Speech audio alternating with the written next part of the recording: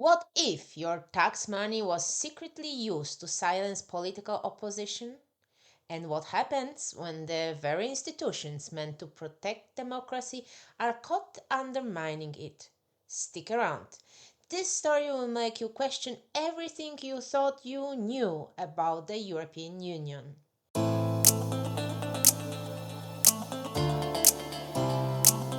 Hi, this is Josephine, and welcome to the People's Perspective, where we tackle the complex world of social and political issues. Thank you for joining in. First of all, sorry for missing last week's episode, but we are back on schedule, and today I bring you an interesting story coming from Austria. But before we dive into the topic, I would like to give a head ups about the referendum against EID in Switzerland. It looks like the organization managed to gather the required 55,000 signatures, although not without a controversy. In a recent post from Nicolas Rimoldi from the organization Massfall, he shared that the post office in Zurich allegedly lost around 2,500 signatures, while they were still about 1,000 short of the required amount. Police were called to the scene and Massfall filed a legal complaint against the Swiss National Postal Service. We will see what happens with that. I'm still waiting for official confirmation and I'd hoped it goes to a vote. Missing by just 1,000 signature would be a real shame. Today we will talk about my favorite, the European Union. Something interesting happened on the 1st of April. And no, it's not a joke. In all seriousness, the European Commission posted a statement in which they confirmed that EU funds were used to basically mob voices that oppose EU policies, particularly those connected to environment issues. Or, let's be clear, the ongoing Stop Climate Change debate. These news were broke by the Austrian newspaper Express, but I found it through the Visigat profile on X Twitter. Interestingly, this statement didn't appear on the official social media channels of the European Commissions. So, what really happened? In 2021, the EU created a program called LIFE. This program, and here I quote, plays a key role in implementing environmental, climate, and energy legislations and policies. LIFE supports a wide range of beneficiaries in EU member states, including private companies, local authorities, research foundations, and civil society organizations. And, as always, it looks perfect on paper. But in real life, some NGOs use that money to basically bully people with conservative views or anyone who simply disagree with the Stop Climate Change policies.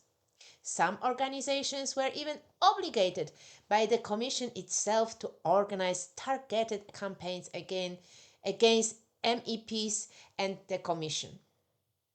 For example, Austrian MEP Alexander Bernhuber recalls, as an MP, you really get to experience such campaigns. For example, in the days leading up to the vote on the Nature Restoration Act, there were numerous demonstrations in favor of the law in front of the EU Parliament.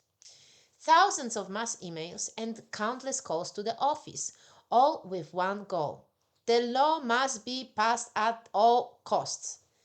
Let me once again put it simply. The EU, through one of its programs, founded organizations that bullied opposition in the European Parliament into voting in line with the Commission's plans and wishes. This is simply unbelievable. And honestly, it's a real crime against democracy. This is a real scandal, one we would be discussing right now if the mainstream or the new media weren't busy stirring other pots.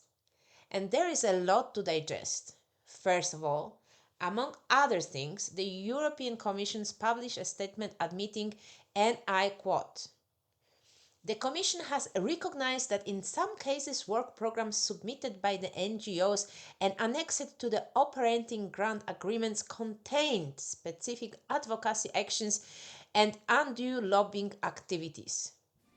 The Commission has taken action to prevent such cases in the future and will take further measures to strengthen transparency, include appropriate safeguards. Yes, thank you, comrades. Oops, sorry. Thank you, European Commission. Although it kind of sounds the same, doesn't it? Anyway, let's reflect. Put this into your own perspective, wherever you live, wherever thoughts you have, opinions, wherever. Imagine a government you do not support, don't like, and then imagine discovering that they use your public money, your tax money, collected from your hard earned taxes, to bully people who disagree with them or who simply oppose a law that they are trying to push. How would you feel? What would you do? A few weeks ago, we talked about US aid being dissolved. We touched again on the misissue of public funds. We also talked a few times about protests in Georgia where the government wanted all organizations receiving money from outside Georgia, and yes, this is including from Russia or EU, doesn't matter, outside of Georgia, to be listed on the special registry. And interestingly, while I was researching for this subject, I found one of media organization which openly is against the current government. Due to information I found on their website, I saw they were finances from international organization. Isn't it ironic? Now we have climate NGOs pulling opponents into obedience thanks to EU funding, which brings us to the second point. I think it is worth discussing what NGOs and philanthropy actually are in 2025. How have they changed from their original purpose? Because honestly, I doubt they still reflect what they once were. Aside, of course, from a few exceptions which still truly care and create real impact. I still believe such organizations exist. But right now it is a big business, and it is my understanding that business is not philanthropy, isn't it? Thirdly, and finally, what about responsibility? Are we going to see anyone held accountable for this undemocratic behavior?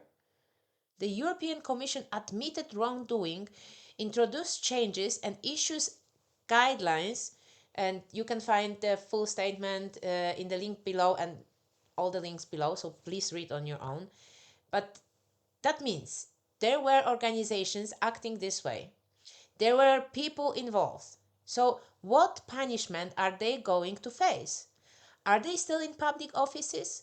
Will this organization be still involved and still receive grants? Will they have to pay any of the grants back? As always, too many questions and no answers. I hope that one day this will be resolved and that the organizations involved in this behavior will be dismissed. If you find value in this video, make sure to hit that subscribe button so you never miss an episode.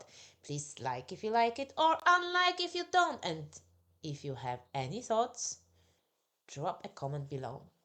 I am uploading stories like this every Sunday evening, Zurich time, so I hope we meet again.